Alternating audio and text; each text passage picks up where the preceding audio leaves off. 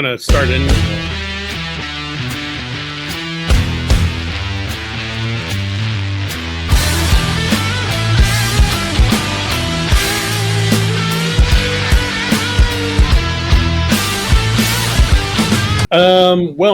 Speaking of being impoverished, why don't we talk about traveling the world? Yeah. That's the best way to get there, right? Yeah. Let's do it. All right. So our top 5.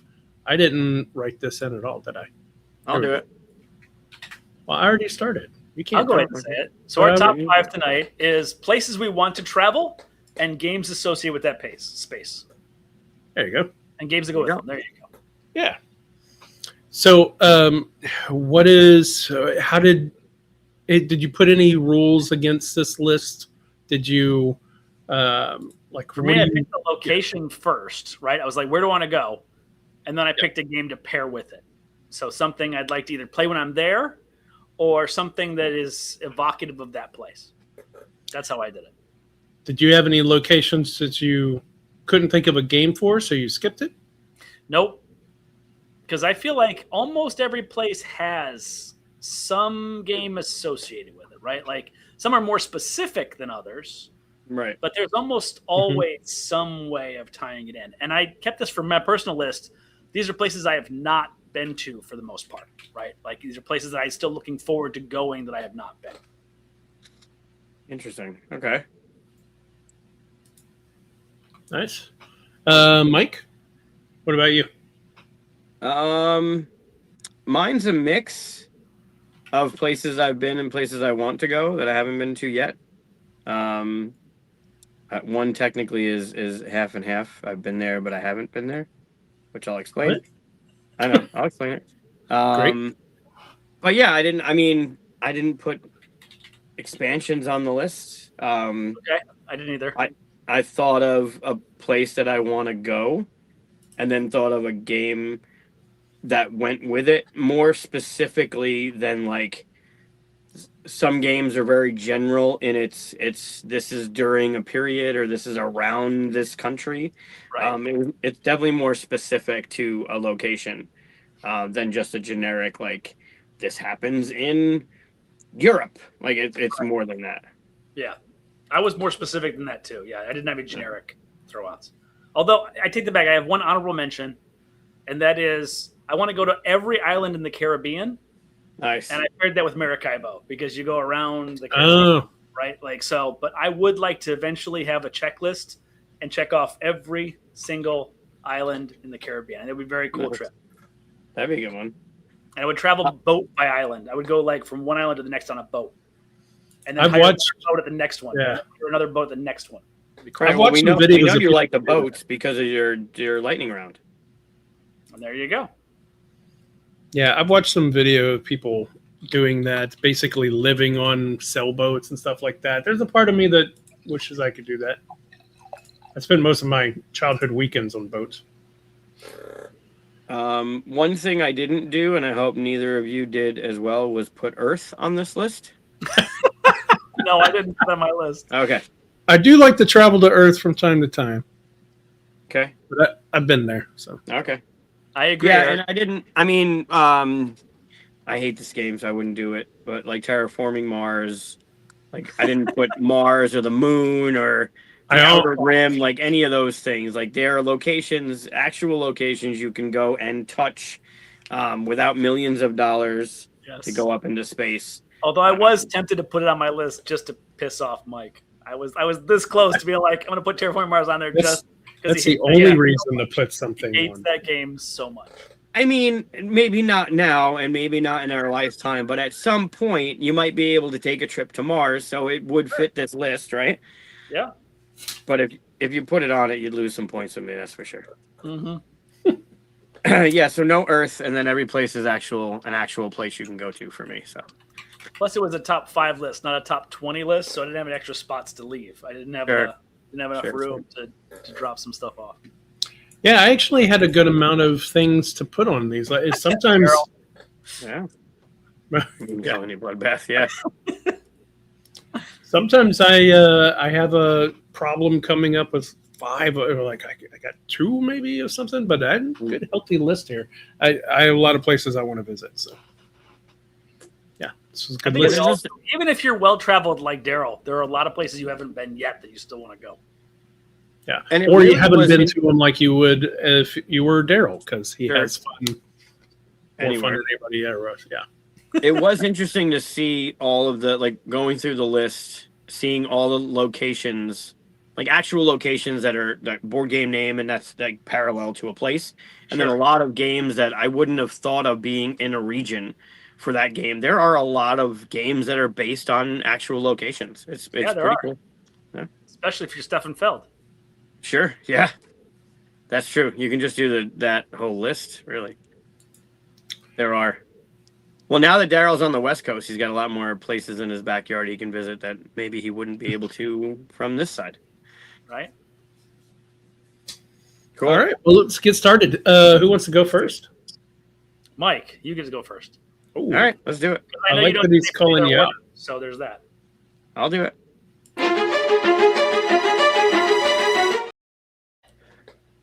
All right. I believe Nick's pointed it out earlier that mine are not in any order. I'm Never pretty sure it mind. was Nick's. I'm scrolling Never to see. I think it was Nick's that said it. But hey, Mike, good to see you. I'm gonna come out of the gate with the first game I ever played at a convention. I went down to Dice Tower Con before it was Dice Tower East. I walked in with my neighbors, who I've told the story. They were the ones that got me into board gaming. They were off doing a thing, and I walked into the convention, the ballroom, and it was just tables of people playing games. It was a whole nother world opening up. And I met this guy named Joseph, and turns out he was from Brooklyn. And he's like, "You look lost. You want to play a game?" I'm like, "Yeah." And we played Jamaica. Nice. I Eric haven't mentioned been. that one in the chat a second ago, too. I saw. That's why I figured I'd lead with it. Plus, for those who haven't heard the story from Mike, by the way, you can go to the Tabletop Submarine podcast, go back in the archives when Mike was a guest on the show, That's true. and you can hear that story. I did. I talked about it. I have my copy. I don't know if you can see it. It's up here. I have it on my little Sagrada rack. There you go. With the expansion. But yeah, it was one of the first games I played at a convention. It will always hold a place in my world. But I actually really do enjoy the game. It's not just a nostalgia thing. Like it's fairly light to get into. There's not that many rules to it. So you can get up and play in really quickly. It's got the dice, and you select one for one thing, the one for the other. It's a race around the island, and you can go down to the different places to get a thing, like kind of like a rabbit hole, but not really. I like it. I love it. And I've never been to Jamaica. My cousin went on his first honeymoon, and he brought me back a Yankees hat from Jamaica. I have the Jamaican flag on the side. I've always wanted to go. I've seen a number of pictures. It looked beautiful, and the game's damn good. And it's better at higher player counts. It's better at higher play, yeah, for sure. Yep. Yeah, it's definitely more competitive. Yeah, you get in each other's way and all that More stuff. interesting. Yeah. Yeah, I agree. it's a Oh, great there you go. game. Honeymoon location. It makes me think something about my list. It doesn't have to be anybody else's list, but I tried to match the feeling of being there, and I doubt racing around the island and pirate ships is what it feels like to be in Jamaica. But Okay. that's just my thing. It's my list. You better not have any games about being a merchant anywhere. I don't think I do. All right. I can sell stuff places. Okay. Let's see. I'm not fighting against your list or anything. Okay.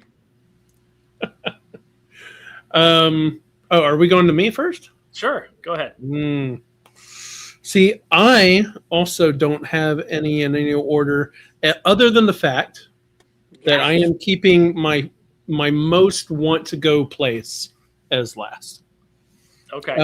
Okay. So I'll do an easy, obvious one. And I think I might be going at least close to there, if not there, this year. Hopefully, we'll see. You never know. But I want to go to London, and I love this game, Martin Wallace's London. If you haven't played before, it's one of those weird things where you look and go, okay, it doesn't look like a lot's going on and stuff there. But the cool thing about it is you build a little tableau of cards in front of you, and then you say, okay, I'm done building. I run it, and you run it, and you flip all the cards over. Then you build again. You run it, flip the cards over. It's very satisfying. Yeah. It's like build a quick engine, run it. Build a quick engine, run it. A lot of people complain about engine games where you build this awesome engine and you don't really get to run it that much. So this gives you that dopamine hit constantly, like, oh, I just built the city, run it. Built the city, run it, kind of thing. It's a really cool feeling. Great job. This is the copy that I have. I know there's other versions of it, so I just picked that version. But yeah, there's real locations in there. So it'd be really fun to be like, oh, we were just there or something like that, visiting. Yeah. I got 2 tips for you, Chris, when you go to London. So one is stay as close to the theater district as you can. And I think it's just a really cool area to walk around. Plus, there's a lot of stuff that's very adjacent to that. So it's a good spot to be. Maybe slightly more expensive than some of the places, but not as bad as there's lots of worse places to stay. And then 2, one of the best things that London has is these small theaters that you can get tickets the day of. Walk up to the box office, like I did. Okay. And they actually have spots. Unlike in Chicago, where things are sold out like a month or 2 months in advance, you can literally just pop up. I went to see Back to the Future musical day of. I went to see like some really cool musical theater. Well, your audio is cutting out for me. Is it for you too, Mike? Yeah, a little bit of stuttering. Could just be a glitch. Hello. Oh, there you go. Sound good. Okay. Clear there. Yeah, it sounded like an internet thing, not your mic thing, but sounds good now. Yeah, we have that here in Houston, actually. There are a lot of small theaters that you can that's cool. go to, and not a lot of wait time. And there's bigger ones, too, that do have the wait time, but, yeah. Cool. I was looking at where the hotel is for UKGE, and it's in Birmingham, and it's about 2 hours away from London.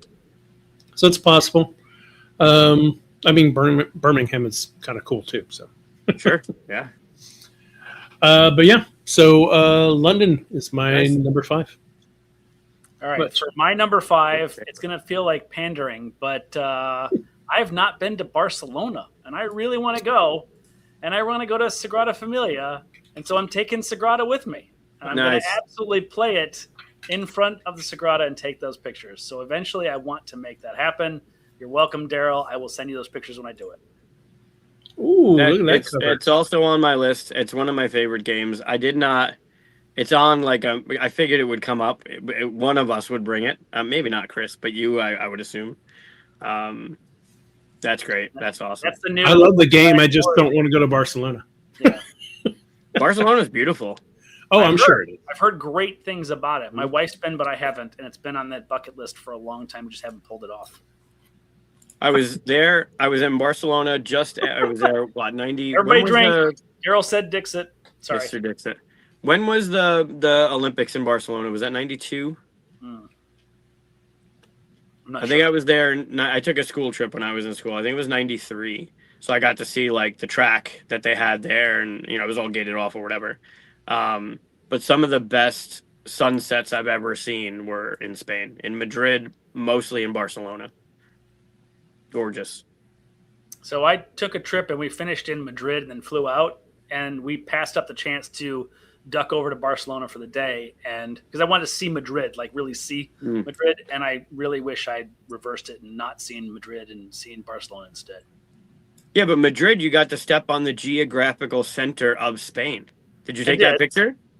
No, I didn't, but I did go there, and that was kind of a cool moment. But from what I've heard, I think I'm more of a Barcelona guy than a Madrid guy, if that makes sense. That's like Florence and Venice. Yeah, they're different feels. Yeah. Yeah, this is all the new. I've been watching Ben. Ben posted daily. I've been actually chirping at him, but he posted daily Sagrada challenge, and he plays in like 2 minutes. He plays to try and complete a window. And I caught one a couple days ago. Daryl will appreciate this. I caught one a couple days ago, and I'm watching it, and he puts a 2. For those that know the game, the window has some restrictions. Some of them are color, some of them are number. And the game itself, you can't put similar numbers or similar colors orthogonally adjacent. And in one of the videos that I just happened to come across my feed, he drops a 2 above a 2 restriction. So he'd never be able to put a 2 next to it. And as I'm yelling at the screen, he takes a 2 and puts a 2 on the 2 restriction next to a 2, as he then discusses how you cannot put similar numbers next to each other. And he says you can never put 2 of the same number next. So I just yelled at the 2, bad placement. Then I yelled at him for putting a 2 next to the 2, breaking a rule. Then he talks about the rule and I sent him a message. It was hysterical. And then the next day he screwed it up again, and I sent him a text message. But today, I think today it might have been yesterday, but today was the first one where he did the challenge on the new window with the 3D, like the dual layer board and the new board layout that's there. It looks gorgeous. It looks absolutely, the graphic design and the art and the cards, the upgrade that it's getting, it looks really good. Yeah, Quanche killed it. He did a great job. Yeah, absolutely destroyed it. There you So go. we get some travel facts from Daryl. Yeah. Well, and for those that have seen Daryl in previous episodes, we would not have Sagrada in the Sagrada we know unless Daryl if he didn't go to the Sagrada. It would have been some other theme. That's right. It would have been some other theme because they had the base for that game, but it wasn't. They didn't know what the theme was going to be, and it wasn't until Daryl and Sonia took the trip to Barcelona that they got he had the inspiration to be like, oh, that's what this game's going to be about, and we get Sagrada out of it. And there just aren't enough stained glass games in the world. We need more of those. That aren't Azul. Right. That one doesn't count. I know. Well, that's not stained glass. That's tiles. They have a version of it. But yeah, it doesn't really matter. Oh, that's true. Right. Yeah, Sagrada's a great pick. I have it written down. It's definitely it's a great game. It's a great location. I actually did that pick just to force you to make another pick, Mike. Nice. So I got mine. Sagrada's on there, but it wasn't circled. Nice. There's another one on here that I would talk about, but I'm pretty sure Chris is going to talk about it, so I'm going to leave that one alone. You don't know? I could hedge my bets on that one pretty easily. I have replacements just in case. Great. I'll call my shot. I think it's going to be this one. All right. So I talked about Jamaica. There's so many but there's one place that I really want to visit that I haven't been to yet, and I don't know when it's going to happen, but I've just seen pictures, and it looks just unbelievably gorgeous. It's in Greece, and it's Santorini. Oh yeah. I want to go there, something fierce. And then what game do you want to there play with the blue caps on the buildings and the game Santorini. Like, I know this is, the gods and you're playing around and, but what you end up with in that game where you have the buildings and you have the blue caps and everything, right? It doesn't really mimic Santorini in Greece, but it gives you the idea of like what the buildings look like on the cliff with the water. Like, the location looks beautiful. Yeah. The game's really fun too. It's a great puzzle. I like the replayability of all the god powers. It's a light game to get into. It's strategic, not too easy. You could definitely make moves that benefit your opponent if they capitalize on it. But I love this game, and it's one of my like top of the checklist boxes of places I want to go to. I don't love a lot of abstract games, but this one does hit for me. And I love people who have done, by the way, where they've punched holes in each of the spaces and put little Christmas lights underneath them so that it lights up the windows when the board is full. Yeah. You can see pictures of that. That's really a cool element too. I love that. That's a good idea.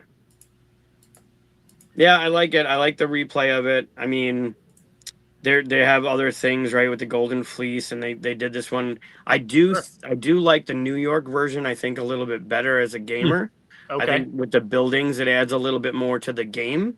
But this, I wrap my head more around this version of Santorini just because of the Greek gods and the location itself.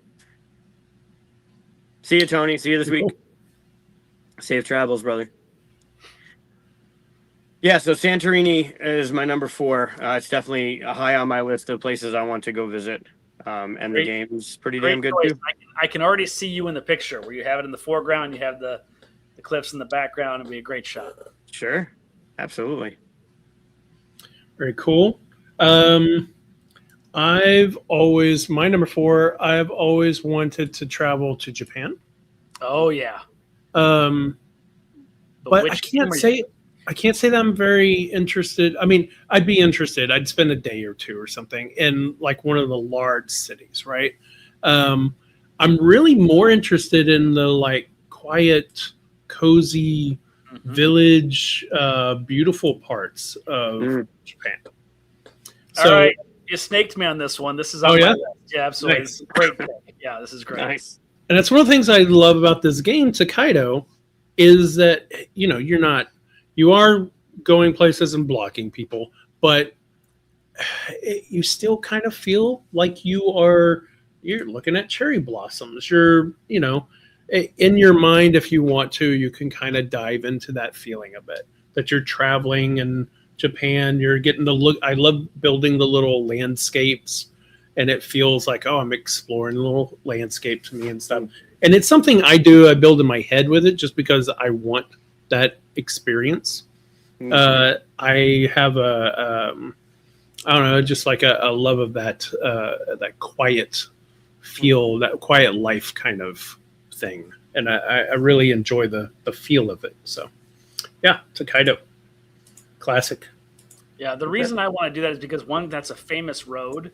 Yeah. And then 2, I want to go to the baths, the hot springs. I want to see that desperately. And then, of course, the scenic coastline. But definitely I want to be popping into them hot springs with the monkeys hanging around. Yeah. And they even have the food in there. Love all the food. Oh, yeah. Absolutely. Yeah. It's great. So since you poached one of mine, I'm going to have to add one in. But it's all right. I'm cool with that. Nice.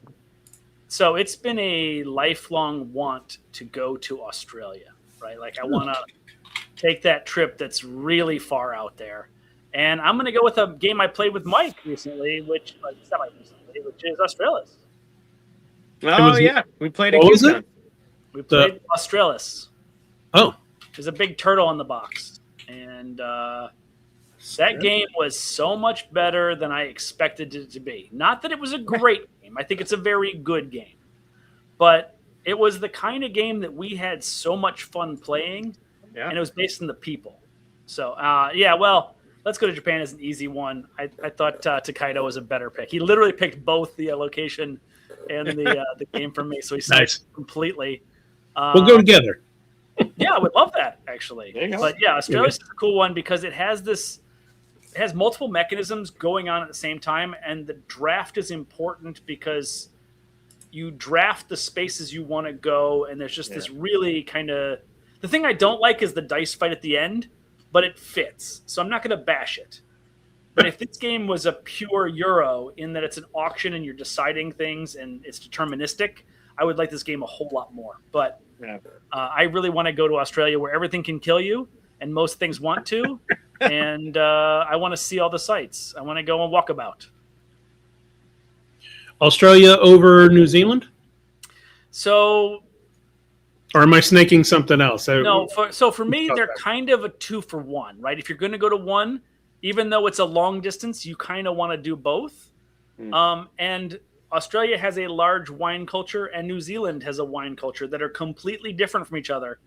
So I'm not saying I would package it 2-for-1, but I might package it 2-for-1. And if you're going to go over there and spend the time getting there, you might as well be there for a while. So this has been something my wife and I have talked about when we're both retired and kind of done. This is a trip that I think we're going to take then. That'll be a nice trip. Let me know when you go. Yeah, I think the dice were my least favorite as well, just because there was, if I remember correctly, there was no mitigation in the bad roll. Like you can just roll shit, and then your turn order just determine like you're just gonna get garbage for the game. You're out like completely, and yeah.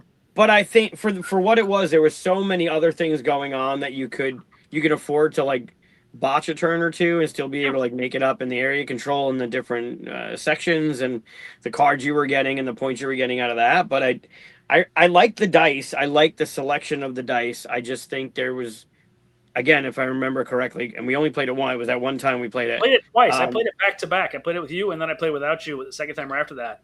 I don't remember there being good dice mitigation. There wasn't. I mean, there's Right. slightly, but it felt like an 80% strategy, 20% luck, and the 20% luck was a little more important than I would have liked it to be. Right. But I loved it. I loved the choices. I loved the gameplay. I loved the way it worked. You had your choices and what you were putting underneath your board and how you were getting points out of it, and the restriction that what was there. You could only have one of each card, and the dice were important. I mean, the hierarchy of the dice and what they gave you and how you picked them, like it all worked. I just feel like there was one thing missing from the dice specifically, but otherwise I enjoyed it. I think we just talked about it too, Chris. Was it our New to Us games? Maybe it was the New to Us games from last year. Maybe. I don't just remember talked you about bringing this recently. one up. Yeah. It's really good. Cool. All right. That means we're on to our number 3, right? Yeah. Oh, geez. Yeah, that's me. Number 3. That was number 4. That was number 5. For number 3, this is going to be a place that I've been. First one, but I would go back in a heartbeat.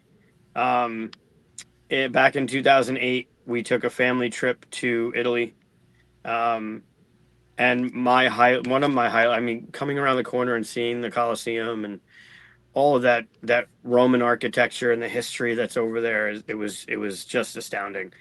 One of my favorite parts of the trip, I hopped on a bus with people I didn't know from another tour group, and they took us up into Tuscany, and we went to this little vineyard, and the guy that owned it, his mom made us like authentic lasagna.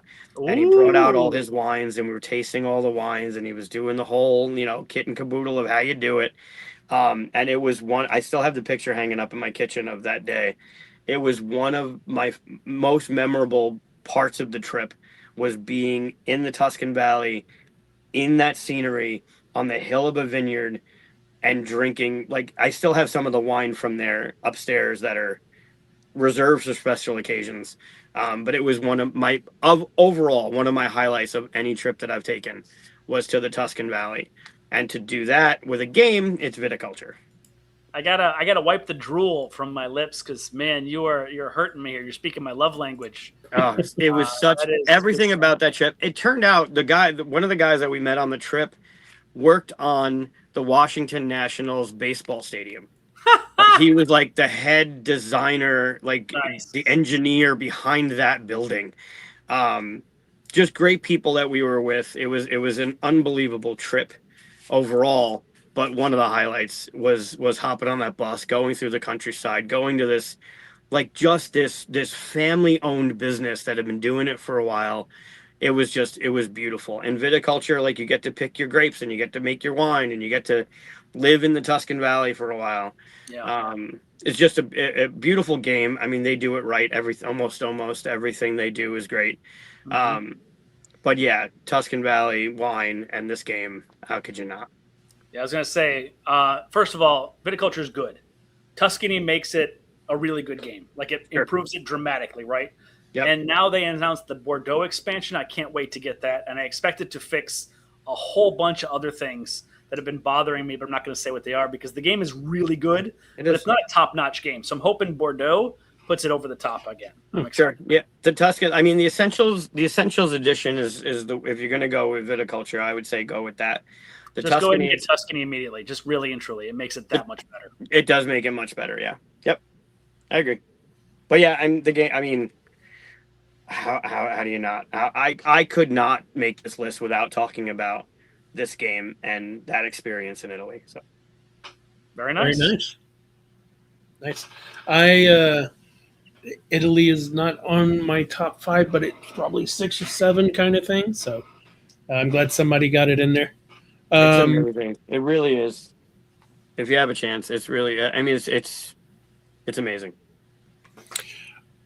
Okay, so I've always wanted to go to Paris, and there's not a lot that I really would like. I want to see, the normal stuff, the Eiffel Tower, the Arch, and all that stuff. But there's not anything that every time I think about going, what I really want to do is just sit outside a cafe in Paris and have like a nice little coffee little, pastry, something, and just enjoy like being out on that street and stuff. So I had to pick something that would be able to fit on kind of like a table outside, I think.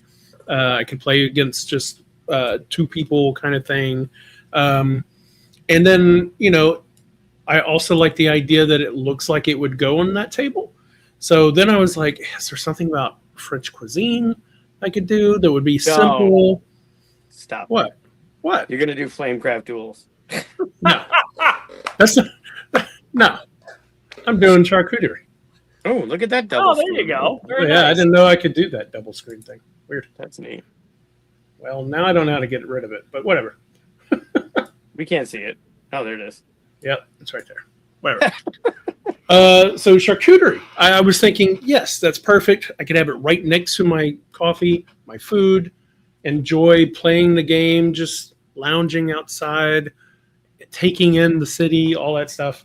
I don't know if that experience would actually be a real thing that I could capture, but in my head, that's what it is, and that's what I want to do. Well, if your board is 90% cheese, yeah, you could absolutely do that. And congratulations on pandering to your longtime host. Well done. Well, we normally have a rule where we don't bring up stuff that each other has worked on, but I'm tired of that rule. I'm going to stop doing that. You know I'm going what? to talk about the games that I love, and I don't care if I worked on them or not, or if he's worked on them or not. I love it. We're not getting paid for this anyway, so. Just make sure you don't eat your pieces of cardboard game pieces while Right. you're eating your food. Yeah, the art is so good. The art is told so them- good. Not to put, not to say don't hire an artist, but she did it so perfectly that you could have just taken pictures of the food. It would have been the same thing. Yeah. It Yeah, is Yola. that good. Yola's. If you don't follow Yola, go look her up. We found her because of her attention to detail. She's known for doing botanicals and for doing like veggies and fruits and stuff. And she just the whole process. There was a video I did. I think it was. I might have done it on the full 42 as part of like one of the days you weren't here. But I had her on and we were talking about her process and she was doing a little painting and she's an amazing artist. She really is. And she knocked it out of the park with this game. It's Yeah. other than the olives, because I fucking hate olives. Everything, the meat rows, the strawberries, you can see the orange peel. You can see the little gaps in the peel. Like it's amazing what she did. I don't like olives either. Can't stand them. Love olive oil. Cannot stand olives. Very cool. Aha, I got rid of the second one. I don't even know Nice. how I did that. I think All right, it was Andrew, what you two got? years ago, I went to a convention up in Niagara-on-the-Lake, and across the street from the hotel the convention was at was a charcuterie like restaurant. And by restaurant I mean inside a building with seating and a waiter waitress scenario, not a food truck, not anything. Just defining restaurant for you. Right. So we played charcuterie in the charcuterie restaurant, and I took pictures of like the board with the layout and the charcuterie board they brought out with all the different things on it. Like, it was a cool experience. So what you described is really cool to do. Cool. Olives All right, are Andrew. amazing. Eric, anyone born before when were you, 92? I think 90, 94, 92, something like that. Yeah, no, you're crazy. So olives are a thing with me and my wife. I hate olives. She loves olives. I hate pickles. She likes pickles. So she gets all my olives. She gets all my pickles. Eric, I'll give them to you when she's not around. It's fine. Nice, there you go. Like all pickles or specific pickles? Yeah, every pickle. I don't Oh. like bitter.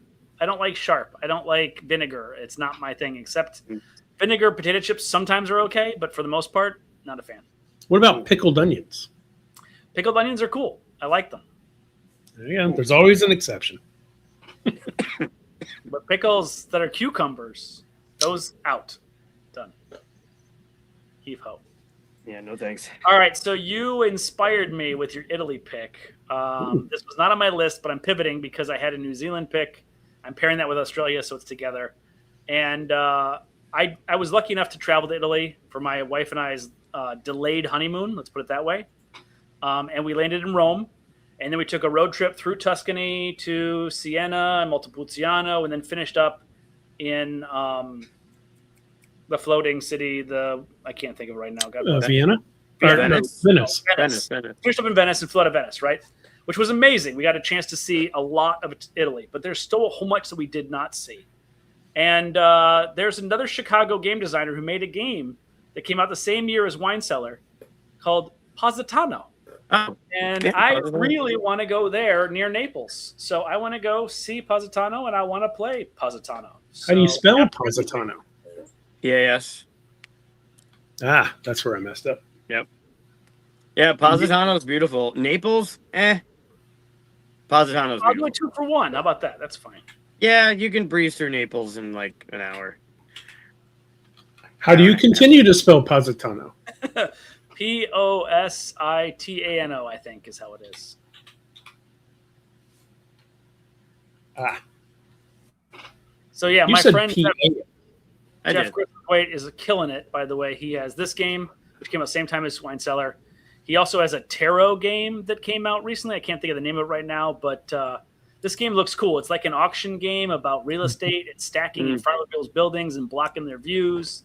And so you got to like bid for the right area. I have not played it yet, but I really want to. So I want to play this while going to visit that space.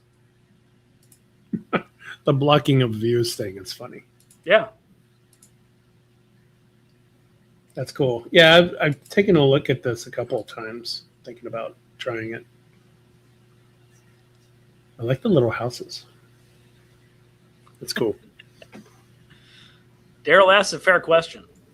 I would. I mean, it's it's not a great area. If you're gonna spend time, go to Capri or go Okay. to Pompeii. Like there's other places you can Pompeii's go. on the list. Absolutely. I would hit Pompeii. Yes, absolutely. Pompeii is great. There's a Definitely board game hop for boat. that one too. There is. Go Not a over, very go over to the Isle of Capri. Have some prawns. Have some limoncello. Like I would rather do that than hang out in Naples. Okay. Go through it Cool. and see it, and there's like good pictures you can take and some sights, but mostly you don't hang out there. All right, we'll go on to number 2. If I can find the button. I don't know what I want to do for number 2. I figured you didn't. If only you had a list in I have order. a list. I have a list. If only that list was in order, you'd already have said it. I have a list. All right, so we'll go back to Spain. This one's kind of overarching because I did say it was more specific, but Okay. this one's more of the country. But another early game that I had played before I really got into it was El Grande, and I still think it holds. I still think. I still like what it's doing. Sure. I love the tower. I love the area control. I love the fight that the game brings. The new art is gorgeous, so much better than the old stuff. That added some shading to the land, but it is Spain, so it's kind of all over Spain instead of one specific spot. But the game itself it's still one of my favorites. I have both editions. I like the art in this one. I think both games still play great. But yeah, El Grande is a favorite of mine, and it's Spain in origin. So that new tower is so much better.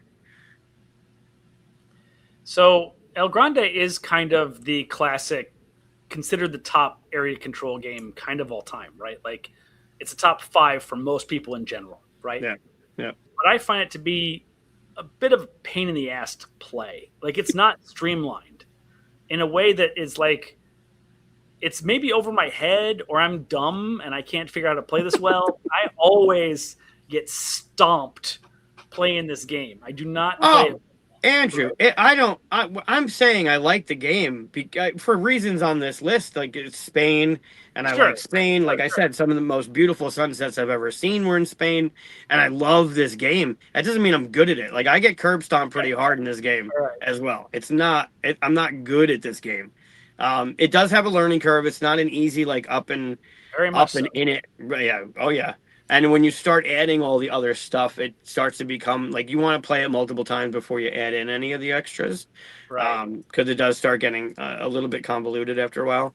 But base game El Grande with a little bit of a teach from someone who knows what they're doing, and then it's just a lot of strategy. It doesn't. It's not like the people that know how to play it. There's a winning strategy. You got to go for this every turn. There's enough variation in the game where you can play.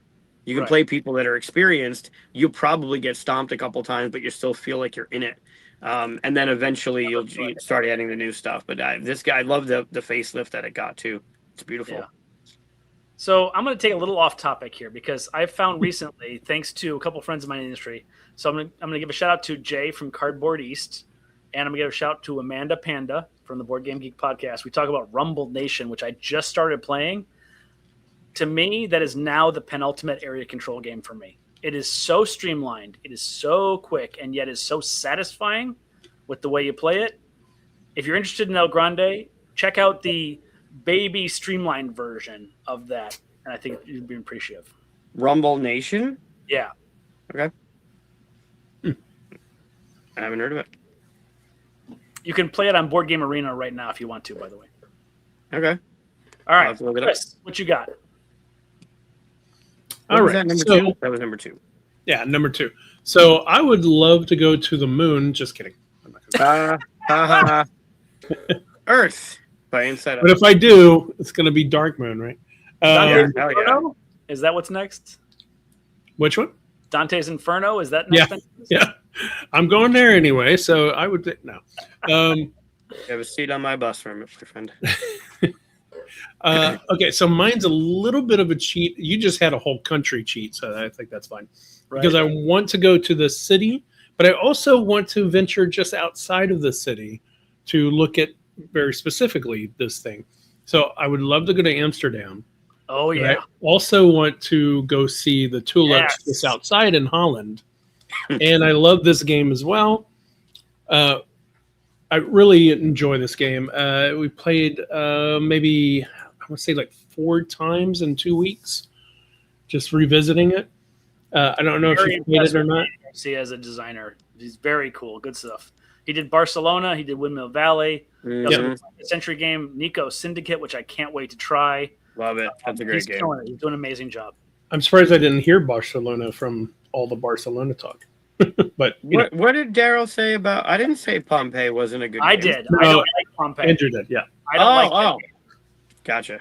I think it is a halfway decent game, but not a good game. And so I will call it what it is. So Windmill Valley is a really cool. It's kind of like a rondel, except it does it in its own style, and you get to do 1 or 2 actions, and it depends on how you build it. So basically, you have these 2 wheels. One's bigger than the other, so they don't always align every time they come back around. But these are different actions. You could do the ship action, whatever that was called, and or you could do this action. You have to choose. But if you get upgrades, then with like this little plus, So the once next you hit that, you can do another one. Yeah. Mm. So That's cool. Yeah, you and actually build Okay. your rondel, which is very cool. First of all, you're building your own engine. Yeah. But then also you're playing these interesting little semi-area control games in multiple places of the board and chaining actions based on it. It's really a clever design. yeah, this one right here, putting out your own windmills, you're getting the stuff around them. Yeah. Yeah, it's really good. And this, they actually don't have the discount here, but this little shopping thing that you can do here is interesting. It's you move to a space where other people are, and you get to do that action that many times. So, you know, you don't want to bunch up too much because then people can take more advantage of it. It's really Finca in it, where you Yeah, you want to yeah. move around the rondel in the right spot. But Yep. then also you need to get the bulbs before you plant them, so you have to plan ahead a little bit. It's very, very clever. Really Yeah. like it. it's a great game. Really I gotta enjoy play it. this one. You've It's a talked great about this play. a couple times. I need to play it. And Amsterdam is one of the few places I've been that I felt at home almost Nice. immediately. Like, Wow. I walked down the street and I was like, ooh, I could live here. Like, I didn't even think about it. It was just like, this feels like a place that I belong. That's a very cool feeling. That's cool.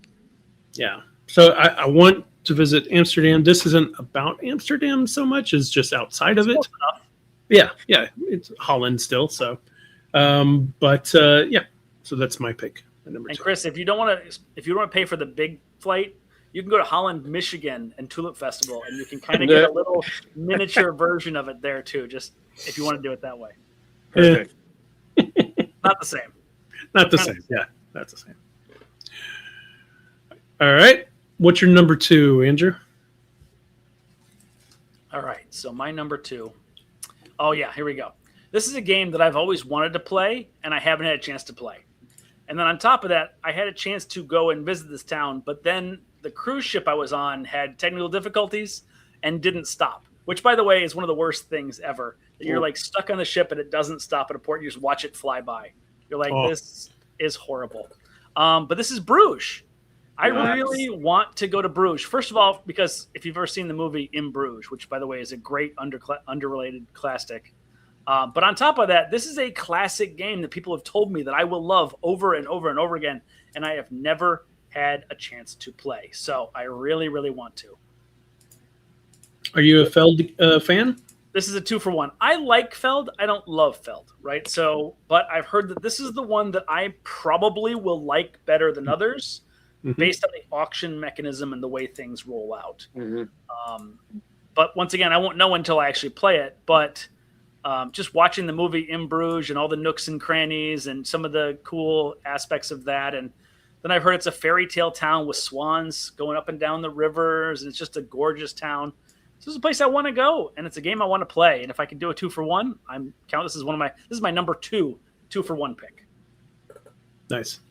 Yeah, that wall that you're building and the getting there to get your color in and the way the dice mechanism works. This game, it's on the shelf right here. It's on my list. It's one of those. Definitely one of the ones I wanted to talk. I didn't, but it's on my list to talk about. It's a great game. I really want to try it. Yep. Go on. Very cool. All right, now we got to hit our number 1.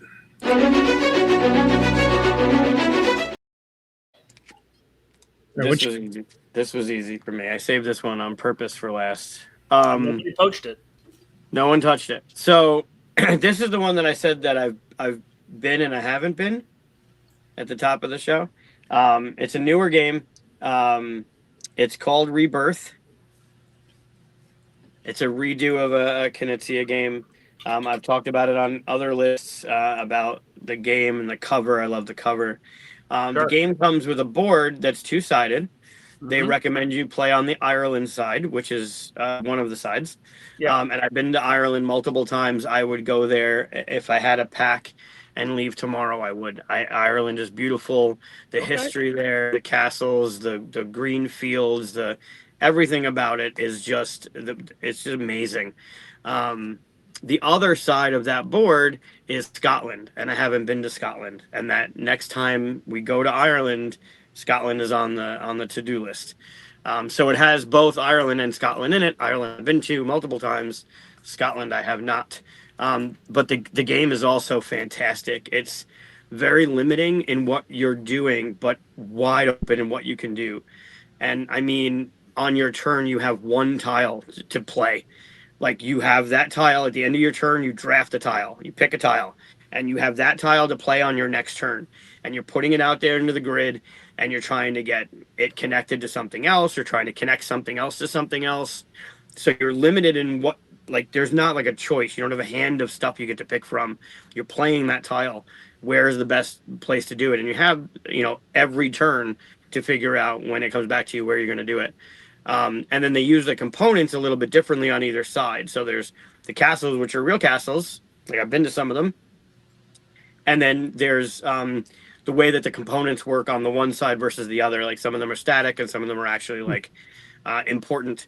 The game is great. I love what Mighty Boards has been doing lately. And this is no different. This is another one like with Art Society and everything that they've been putting on the table, quite literally. Rebirth is up there for me. So I don't mean to be kind of minimalistic in this, but it sounds a little bit like Kingdom Builder when you're describing it. Does it have that feel, or is it totally different? I've never played Kingdom Builder. Oh, okay. And I played Kingdom Builder, but never this. I've never Right, played so- this either, so we're not answering the question. at all. Together we make Vulture. No, I have no idea. Maybe. I mean, it's a Knizia, so I don't know. Like, Right. I don't know what this is a remake of. So you'd have to look at like, did Kingdom Builder take from his original version of this, or did he borrow? I don't know what this is different from the original version of whatever this game was. Yeah. If you go back to the main page, Chris, it'll say what it re-implements. I don't think it's direct, but I mean, Kingdom Builder was one of the first Spiel des Jahres like long time ago. Oh. It's like It's not a remake; it's a new game. yeah. So I think it's more Yeah, there you go. inspired by than anything else. But I'm just Interesting. curious. Well, I love this, so now I need to check out Kingdom Builder. Yeah, I mean, Knizia has a lot of stuff that he carries, design ideas into other games and stuff like that. So could just be that. Kingdom Builder came out in 2011. Oh, it's old. That's a Queen game, right? Yes, I Won the would love Spiel, to right? competition with them. I think it did. Yeah, it In the was Spiel, kind of- I mean, I could be completely wrong. I'm talking about my butt here, but I think it launched Donald Veccarino before he did Dominion. And this is just opinion, but it feels like a 2011 design. Like Rebirth? no, Kingdom Builder. Oh, gotcha. I have Yeah. no idea. If only there was a website we can go to check to see. Oh Yeah. wait, Dominion came out before Kingdom Builder. Never mind. So Dominion was his launch. There you go.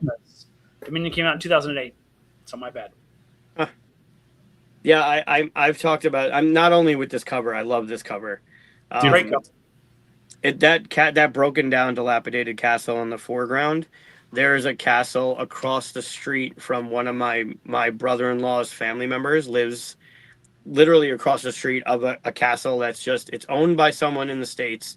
They haven't fixed it. They're not planning on fixing it. They're leaving it, and you can just like park your car and walk up the hill. And you see like one of the towers is just over. You can see where the floor joists were. You can see the mantle of the fireplace. Like you can, I've hung out in that beginning of the foreground of that box cover. I've been there. So I love what this game does for my nostalgia factor, my memory. Sure. But the game itself is really like, this is what you're doing on your turn. It's very easy to get into. There's strategy to it. But it's one of my favorites of recent times. Very cool. If you haven't played it, I recommend it. I will definitely be bringing it with me in April. Chris will play it. All right, cool. Yeah, I like a lot of Knizia's games. Okay, so my number one is probably the one that you have predicted, Mike. Oh yeah, I got a star. I mean, I could. I'm pretty Called a shot confident. early. You wrote it down. I couldn't not put it on here because it's not only the number one place I want to go to, but it's the number one by a far mile. Like, if I have a chance, this is the number one place I want to go to. It's probably my favorite kind of food, look and feel, even the Feels coffee. like the lead up to a GoFundMe campaign, but keep going. Alan got it. Alan got it. It's Syracuse. It is not. Istanbul. Okay. All right. It's Istanbul. I did it. It's right there with Yeah. a star. Yeah, I It's know. right I'm there predictable. with a star. I put a I star know. right next to it. I'm predictable. It's the first one that came to mind because that's where I want to go first. It's not where I'm going to go first once I leave the country, but it is the number one place I can't wait to visit. The game itself, of course, because obviously Mike knew it was coming because I've talked a lot about the game. It's a great game. It really is a great game. I showed this game to Mike at the gathering last year. Yeah, it's a fantastic game. Wonderful choices in how you have to move around. Have you played this one, Andrew? I have. I thought it was really good and a very clean design, but it's not the kind of game I go back to over and over and over again. I heard there's also a Dice game of this that some people prefer. Yeah, and I think I prefer this one because of nostalgia. If you were to show me both at the same time, I think I would pick the dice. And I think, Mike, you picked the dice version over this one, right? I said I wanted to play the dice version more because I feel like there's a winning strategy, but I liked that it was easier to set up. It was easier to teach. I like this. I like the base game, and obviously I've only played the base. I haven't played any of the expansions for it either. But I did like the dice for approachability and ease of teach and all of those things with it. The thing for me, that itch too. Yeah, and honestly, it could have been either one. It could have been Istanbul or Istanbul dice for me. They're different too. Like I don't want to like it doesn't replace like if you have that you don't need you can have both because they do feel different. Yeah. They scratch the itch, but it's like Agricola 2-player versus Agricola. Like Agricola 2-player feels like it's still that tight kind of game that scratches the itch, but it's not Agricola. I just prefer. I'd say it's more different than that, even because with the dice version, you can kind of hope to go a direction, but the dice really kind of pull you where you need to go. Like they give you choices. Sure. Great. But in this version, the original version, it's an efficiency game. How efficient can you be? Can you be the first one to do a thing, right? Whereas the other one, it is efficiency, but you can't plan it as well. So it really depends on your level of how precise do you want every single turn. Do you want to be able to go, oh, I lost this game 4 turns ago whenever I did this instead of this? Yeah, the efficiency in this one is punishing if you don't get there, where the efficiency in the dice one just costs you 1 more resource, right? Like if you don't get it first, you can just get the next one at a +1, where this one feels a little more detrimental. If you can't get there, you might have to pivot more than you want to. In the dice one, it's just, I want that thing, I'm going for that thing. You got it first. All right, it's just going to cost me 1 more to get that thing because I've already built it up. Yeah. I think I've asked this question to people a lot just because I have this as my answer, but at Turkey. But if you had to move to a different country that had a different culture than yours, based on the food only, which country would you pick? It's easy. So I would pick Turkey. Interesting. Yeah, I think if you're picking on food, I'm going to go to Italy. But that said, Chris, you're hitting a little bit of a mixed emotion spot for me with this whole Turkey thing. I don't know if you know this, but my wife is a Cypriot citizen, right? Oh, okay. I'm working on getting my Cypriot citizenship. And Cyprus is an occupied territory by Turkey. They illegally invaded it in the 70s and have been holding half that island hostage since then. So I don't think favorably about the Turkish government. Turkish people are great. Turkish food, great. Turkish government, not so fan of. Well, I don't want to visit any of the government. But anyway, I'm the first guest ever to do this, but I did a costume change. Yeah, you did. I saw that. So for my number 1, and I've got it over here. Oh, you got to have a name on the back of that jersey, though. If you're going to costume change it, that needs to say Styles on the back. But I have Ofrenda and Mexico City. That's my spot. So I got the Mexico jersey going on. But you got it right there. I'll just blow it up. Yeah. So Ofrenda. This game is a really cool game that I found just this last year. It feels like Sagrada, but totally different. So you could probably pull it up on BGG, be better to do shots of. But this game is a game where you're trying to create an ofrenda, but you're trying to make the spirits happy. And so each card, you're putting a relative down, and it goes down in black and white with the Dia de los Muertos vibe to it, right? And then if you satisfy what it wants, it flips over to color. So you're trying to satisfy all these different relatives by putting them next to people that they like, or keep them away from people they don't like, or getting different kinds of things as far as that stuff goes. And it is a difficult puzzle. You cannot please everybody. It's not possible. At least I've not been able to make it happen yet. But I just really like the whole vibe this thing gives off. It gives me all that puzzly kind of goodness. And I just really like the production. And this is from Osprey Games. And this was a surprise. I found this by accident at Gen Con last year, and I am very happy I did. Wow. I haven't heard of this one. Yeah, it didn't get a lot of marketing push. It just was one of the things that were demoing on the floor. and I happened to be walking by going, I like the Dia de los Muertos. And so I was like, let me sit down and play. And then I told like 10 people about it. I know at least 5 of them bought copies. The Rossies got it and played the hell out of it. They said it was really good. Yeah. Okay. Yeah, I love the look of it. Mm-hmm. Very nice. Yeah. So that's my number 1. And yes, Daryl, I've heard that Mexico City has amazing bars, restaurants, and other kind of nightlife and stuff like that. I really want to do that. There you go. Alan would know. I mean, Costa Rica, not Mexico City, but Very cool. yeah, it's never Chuck. It's never too late for tacos. It isn't. I mean, And if you go long enough, it could be breakfast tacos. could have breakfast burritos. There's Yeah, a hell yeah. saying that you can't please everybody. You're not tacos. You're not tacos. Tacos. There's always room for tacos. Yeah, exactly. It's the Jell-O of savory food. Sure. Yeah. I don't want Jell-O tacos though. I don't like Jell-O. No.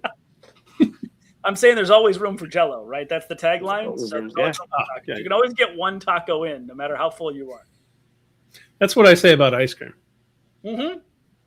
You can always get one ice cream in. It's in the gaps, right? It goes. Yeah. It melts. It goes in Yeah. between.